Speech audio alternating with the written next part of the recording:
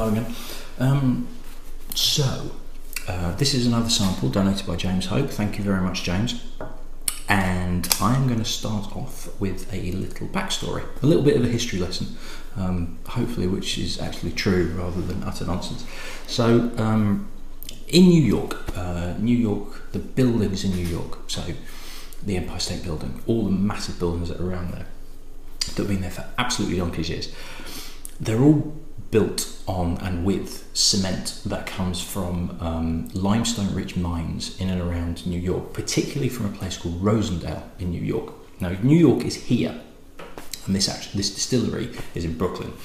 But Rosendale, New York, is where a number of mines were that basically they mined the limestone to create the cement to build New York. And the last one of these mines closed in 1970, and it was owned by a guy called A.J. Snyder, who apparently was a bit of a bastard. One of the things I read about him was he was basically, his personality was as hard as the limestone cement that he ended up producing. His wife, on the other hand, was called Jane, and she was well known throughout the area for her kindness and her generosity and her community spirit. And not long after the last mine was sold, Snyder passed away, and the widow, Jane, was so popular that the mine that was the Rosendale limestone mine actually became known as the Widow Jane Mine. So Widow Jane is a distillery in Brooklyn which was founded by a guy called Daniel Prieto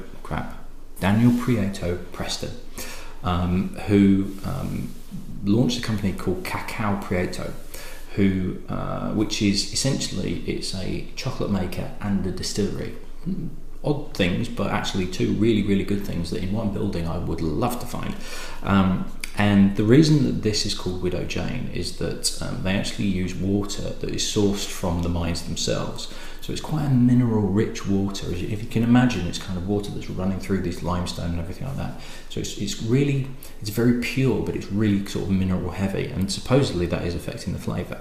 Now, they are a distillery, and they do some like chocolate liqueurs and chocolate spirits, but they also have their own bourbons. They've got a couple of ones. One was called Butcher Blood Bourbon and things like that. Really attractive. And it looks as though there's a range called the Wapsie Valley Bourbon as well, which are made at this distillery. However, Widow Jane, and the bottle looks like this, is a Kentucky bourbon. So it's a case of, okay, you're in New York, but you've got Kentucky bourbon on the label. Where's that from? Because they're not making this bourbon. What they're doing is they're actually buying this, and this is very similar to the tin cup that I had a few days ago, where it said it was Colorado whiskey, but it was actually, that was essentially bourbon whiskey being made at MGP in Indiana, which was then sent to Colorado, and they were cutting it down to 40-45% with water from the Rocky Mountains. This is what they're doing here. This is from an undisclosed distillery. I'm going to put a website up for you. Go and visit this website. There is an absolutely brilliant list which, for American whiskies, names all the distilleries in America and what brands they make, and then also a list of various distilleries or brands and which brands they make, and then also where some of their brand names, some of their releases are actually from. So it's a really good way, and I wish I'd have found this out about 6 weeks ago. I've literally found it out 4 days ago. And I could have really used it while I was doing all these American whiskies. It's a fascinating way to see what brands come from what, because MGP, the list is bloody long. Now, there is a Widow Jane Rye, which is from MGP. This list actually says it's an undisclosed distillery for the Kentucky bourbon. So it's a Kentucky bourbon, so legally it has to be a bourbon from Kentucky. But we don't know where this is from, so we're not sure. It could be Buffalo Trace, it could be Heaven Hill, it could be quite a small batch. No idea, absolutely no idea whatsoever. But what they're doing is they're then buying this stock, they're bottling it themselves, they're cutting it with water from the Widow Jane mine down to 45.5%, and they're releasing it. Now this is a 45.5%, which is a 7-year-old. They do have an 8 and a 10, and I think the 7 is sort of limited edition. Found this on the Total Wine and More website for $70. I found this from a place called Amity Wines in New York for $57. So it's kind of slightly higher price. You know, I've just had the Old Fitzgerald 12-year-old, which when it was released was $35. The W.L. Weller bourbon from Buffalo Trace is about $35. So $57 for a 7-year-old. It's this kind of, it's this craft distillery, craft bourbon, craft spirits that's just starting to put the price up. So we shall see what this is like, because from the sounds of it, the water itself is quite a large part of what makes this taste what it tastes of, what it's like. Does that even make sense? No, not really. In terms of what the makeup of this is, in terms of, okay, it's 51% plus corn, but rye, wheat, anything, barley, anything else, no idea, not too sure. No, it's slightly darker, considering, I'm sure it was slightly darker than the Old Fitzgerald, which was a 12-year-old. Whereas this is a bit more, certainly a bit more darker. That's not helping me guess where the distillery's from. I'm not that knowledgeable and that clever. Well, and that's interesting actually, because there's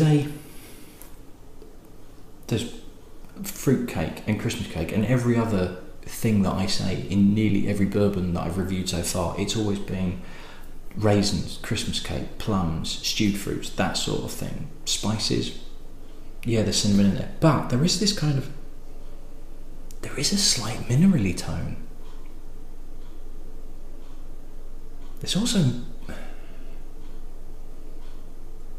it's slightly almondy. It's almost a bit like, it's a bit like amaretto. So it's kind of like that that marzipan spirit feel to it.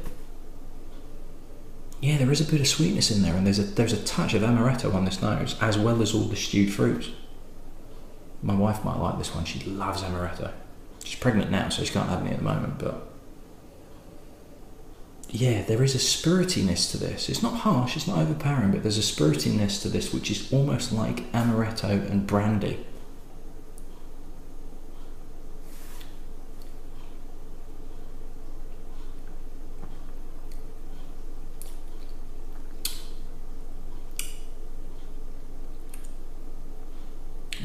It's interesting. Again, classic bourbon flavours.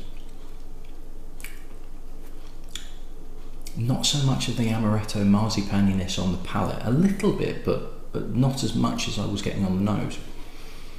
But what there is, and it might just be because I've been reading up on it, and because of what I've read about the water and it running through the limestone and everything like that, but there is a minerally character to it. It's almost like the whiskey, it's been actually run through stones. You can get these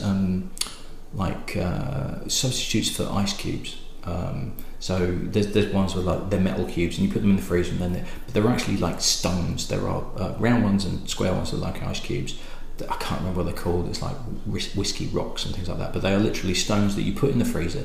They go really, really cold. They retain the cold quite well. You put them in your whiskey. But I've never had these types of stones, but it's almost like I would imagine they would affect the flavour, as though you picked up stones from outside and sort of gave them a rinse off but put them in your glass. So there is this kind of stony, minerally edge to it. Not obvious, but it's just slightly there.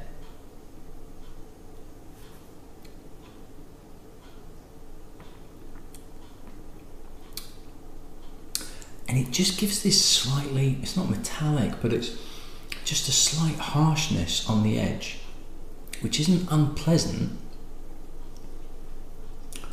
but it's a bit distracting from the bourbon flavours that are there. It's like there's something else in this bourbon that's just kind of tickling you at the back of your head, going, it's kind of like, I'm here, and it's just like, would you go away? I'm enjoying this bourbon, would you just leave me alone? And there's just this little flavour going, no, hello, can you hear me? And it's just like, would you bugger off? It's just distracting, this slightly minerally, slightly edgy flavour that it's not off-putting, but it's just distracting from the pretty good flavours that are in there.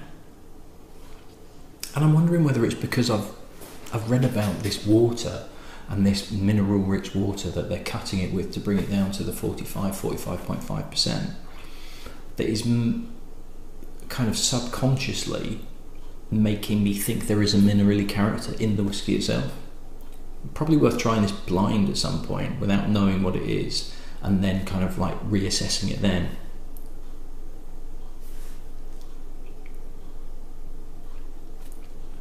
If you're looking for a bourbon that's slightly different, it's a bit drier, it's a little bit hotter as well. So if you like your bourbons on the hotter side rather than the really sweet, smooth, richer, deeper ones, if you like a bit of fire in this, it's got that. Partly because of the 45.5, but partly because of this dryness, this stoniness in it.